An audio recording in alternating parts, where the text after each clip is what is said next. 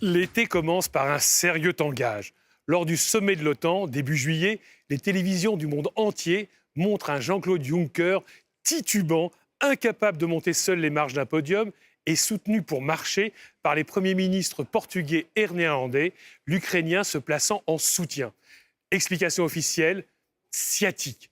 Il ne s'agit évidemment pas d'alcool, qu'allez-vous penser? D'ailleurs, le président de la Commission ne boit pas. Oups, fin août, Terminator, alias Arnold Schwarzenegger, publie sur Twitter une photo de lui et de Juncker en train de siffler un verre de schnapps dans les Alpes autrichiennes où le président prend ses vacances. Allez, on va dire que c'est pour la photo. La sciatique du président est certes quasi invalidante, si on a bien compris, mais elle est à éclipse ou alors il sait prendre sur lui. La preuve, 2 jours après le sommet de l'OTAN, il prend l'avion pour Pékin, puis pour Tokyo. Rebelote quelques jours plus tard, il se rend à Washington pour un sommet avec Donald Trump. Se rend. Oui, se rend est d'ailleurs le bon mot. Il offre au président américain, qui doit affronter en novembre de périlleuses élections législatives, une belle victoire.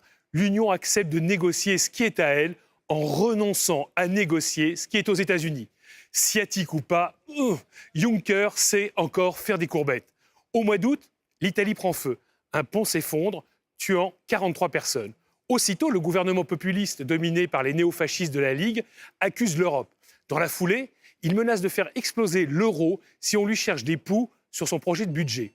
Un peu plus à l'est, c'est Viktor Orban qui fait des siennes. Le Premier ministre hongrois accuse l'Europe de l'Ouest d'être non démocratique et la Commission d'être le symbole de l'échec de la lutte contre l'immigration et bien sûr l'islam.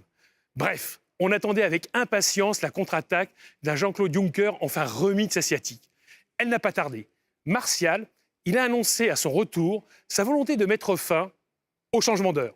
Si avec ça, Viktor Orban, Matteo Salvini ou Donald Trump ne rentrent pas dans le rang, c'est à désespérer.